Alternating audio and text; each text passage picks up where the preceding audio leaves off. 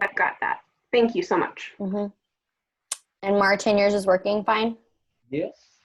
Okay, it's recording? Yep. Okay, so we have 18 people.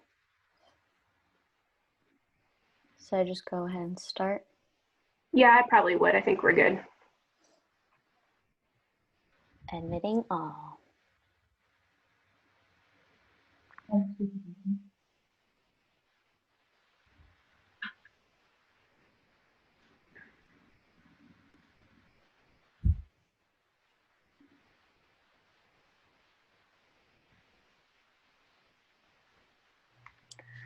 Hello, everyone. As you guys are joining in, I just want to remind you guys to keep your video off and your audio off as well. If you have any questions, go ahead and put it in the comment box. We'll be moderating that as we go along.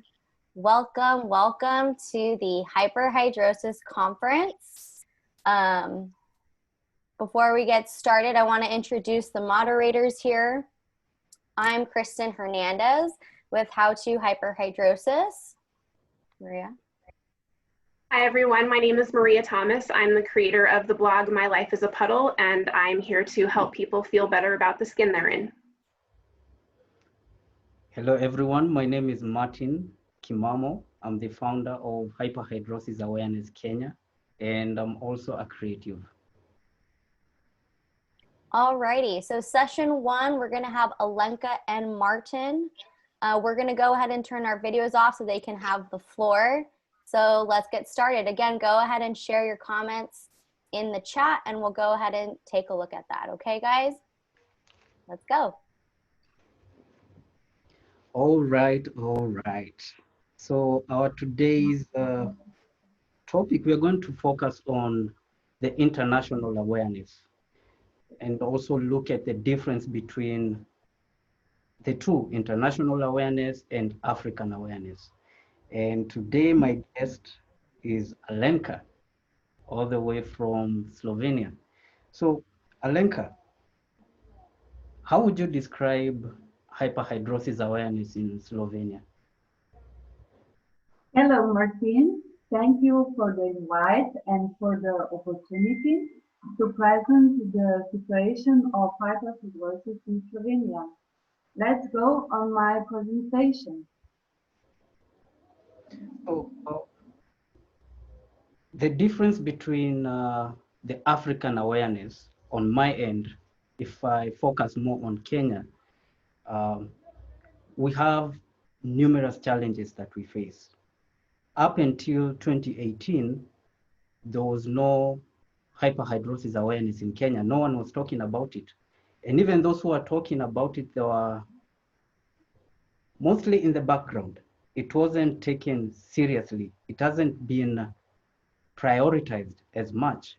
And the access to hyperhidrosis content is one of the major issues that we are currently facing, though since 2018 till now, we are pushing and actually doing well.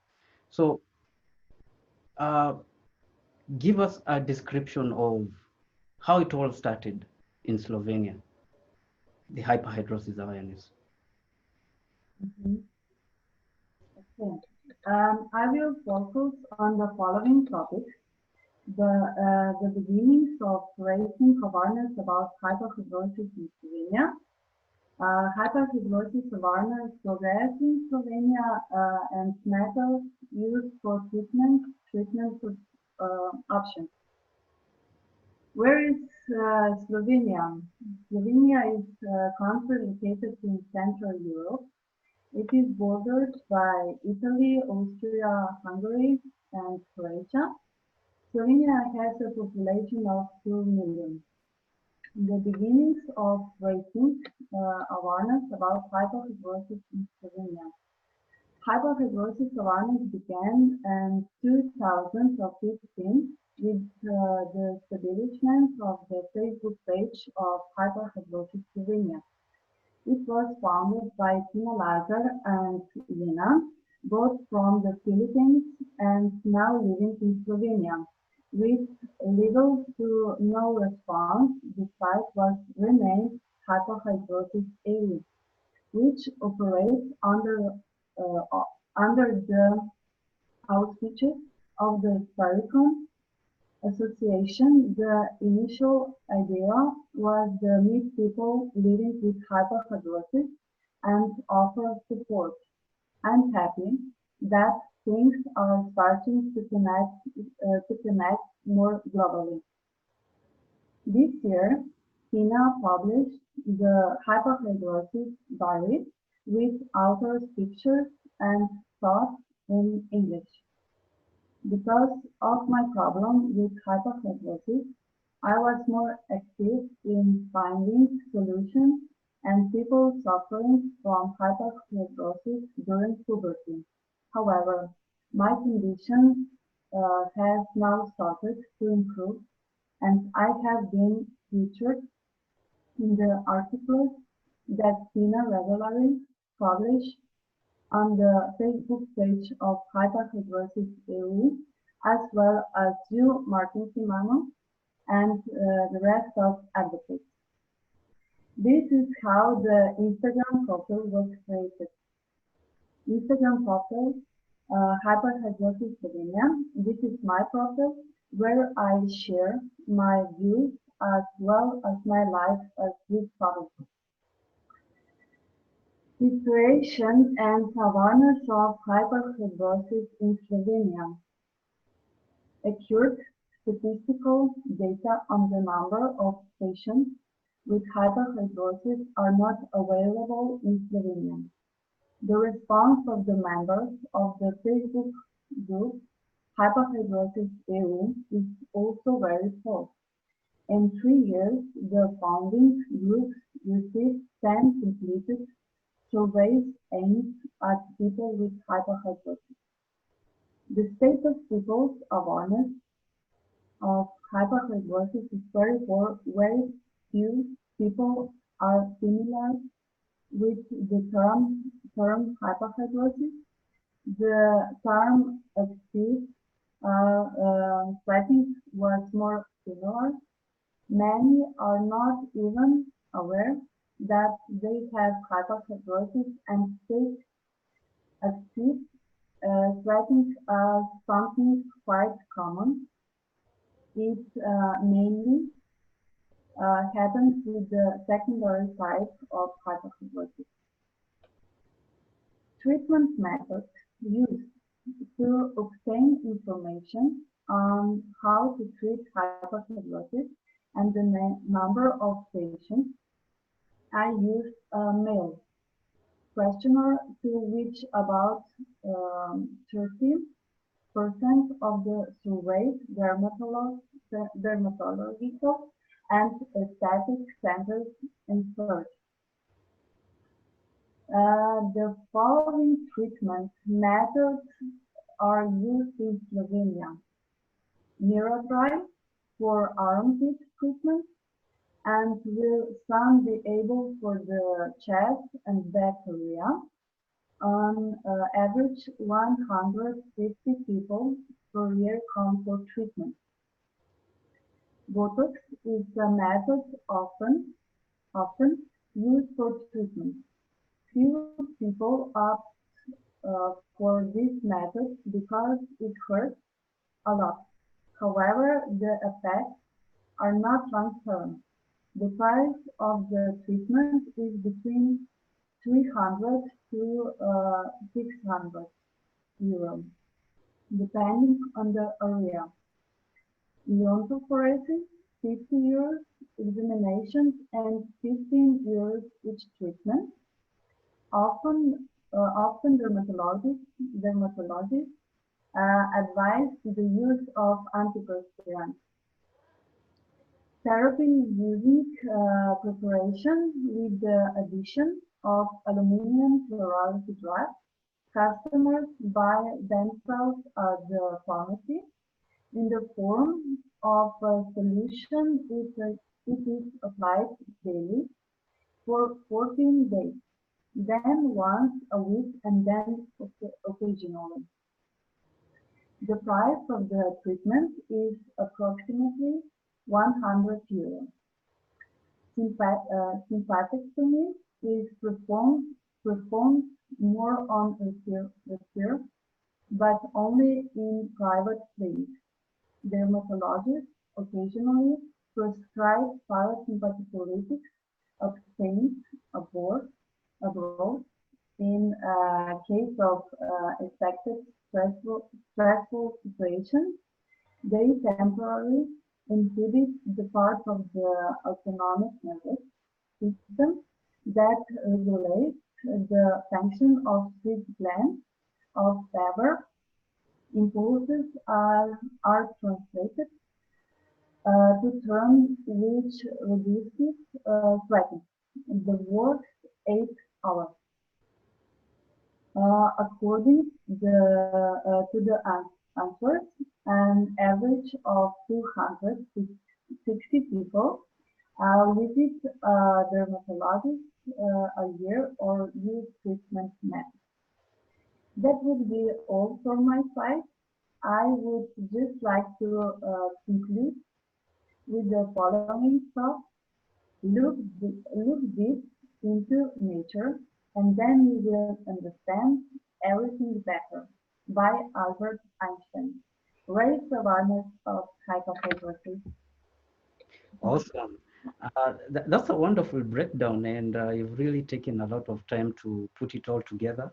At least now we have a clue of what's happening in Slovenia, which I find it to be very interesting that we do have similar challenges. Same thing, you've mentioned the poor response when it comes to people replying back to messages or research, as in the AU page that you mentioned. But there's something I want to know from you. How do parents manage the stigma associated with hyperhidrosis in Slovenia? How do they do it?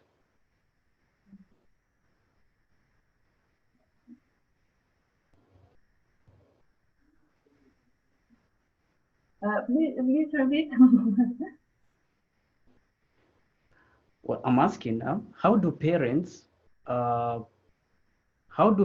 manage, how do parents react to the stigma associated with hyperhidrosis? How's the response from parents? How do they react to it? My parents, this is no problem. It wasn't an issue to them. They didn't react any different. So apart from your parents, how about your friends and your colleagues and people around your community? What was their first reaction when they noticed that you had hyperhidrosis? I hand them from them.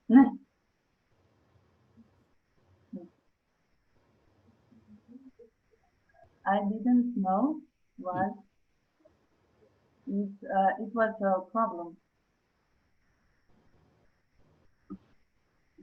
Okay, if I may give my perspective from the African perspective, is different. Here in Kenya, we have more than 44 tribes. We don't speak the same dialect, so we are more than 44. And there are communities where they do not allow people to highlight or even talk about health issues. So hyperhidrosis has also been surrounded by there's superstition around hyperhidrosis, where they believe that you've been bewitched if you sweat excessively, that something happened to you when you're young. There's a lot of superstition which it's not even true. And this is because, or rather due to lack of awareness. And this has really pushed the stigma to a point where up until now, we still have to keep on educating people to let them know that this is not what they think, that it's actually a medical condition that has treatment. So, and the stigma itself has transitioned to the psychological stigma.